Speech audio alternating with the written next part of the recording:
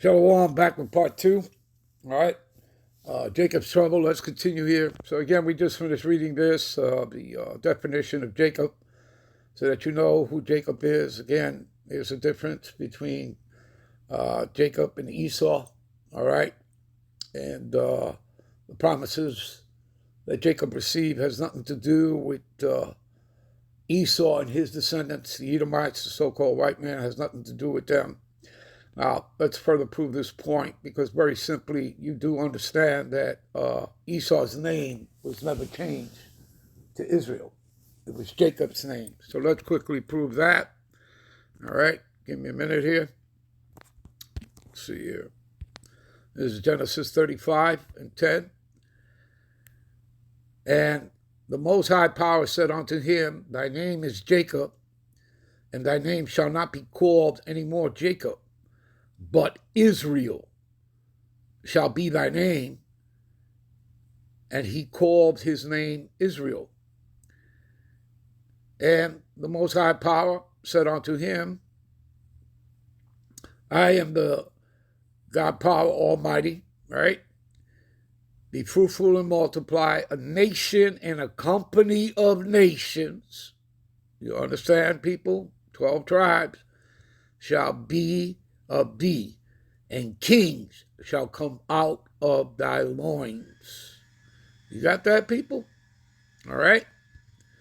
And the land which I gave Abraham and Isaac, to thee will I give it, and to thy seed after thee will I give the land.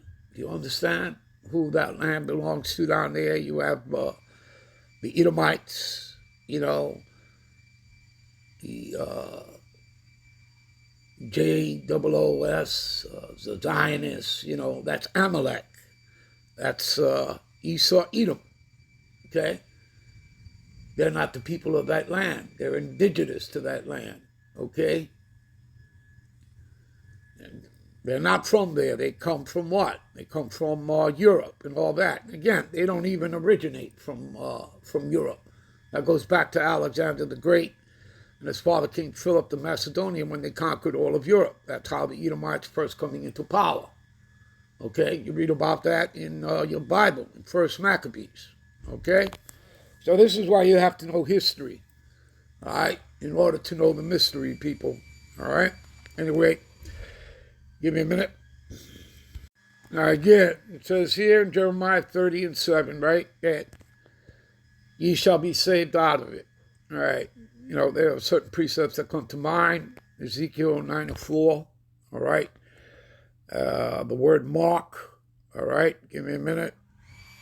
All right. And before I take you there, let me take you to another precept.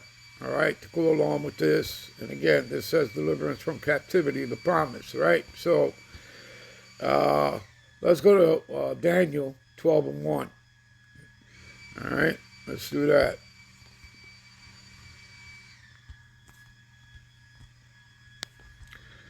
See what it says here?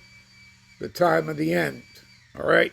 And at that time shall Michael, right? Michael the archangel, stand up, the great prince, which standeth for the children of thy people, which is Israel, right? The 12 tribes for you Negro, Latinos, Native Americans. And it shall be a time of trouble such as never was since there was a nation, even to that same time. And at that time, thy people shall be delivered. Right, the elect shall be delivered. Everyone that shall be found written in the book. In what? In the book of life. Do you understand that? Okay. Let's continue reading here. And many of them that sleep in the dust of the earth shall awake.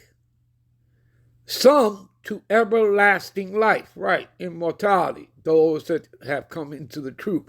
Again, when they died, they knew the truth, and they were worshiping Yahweh, Bahashim, Yahushai, or Yahweh, Yahushai. You understand? They weren't worshiping some idolatry, under the names of Jehovah and Jesus. You understand? This is why. Okay, in other words, they were of the elect.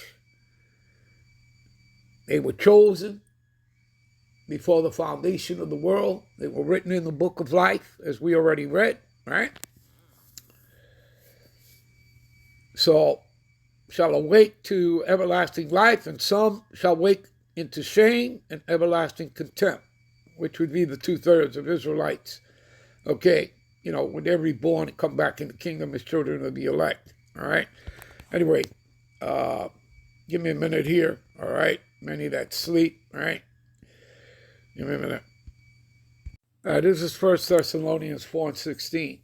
For the Lord himself shall descend from heaven with a shout and with the voice of the archangel and with the trump of the Most High Power, and the dead in the Hamashiach shall rise first.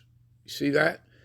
Then we which are alive and remain shall be caught up together with them in the clouds. That's a metaphor for the chariots of the Lord, what they call UFOs, UAPs. Again, those are not aliens, those are the angels. All right? To meet the Lord in the air. See, we're going to meet in the air, in the clouds, which is a metaphor for the chariot.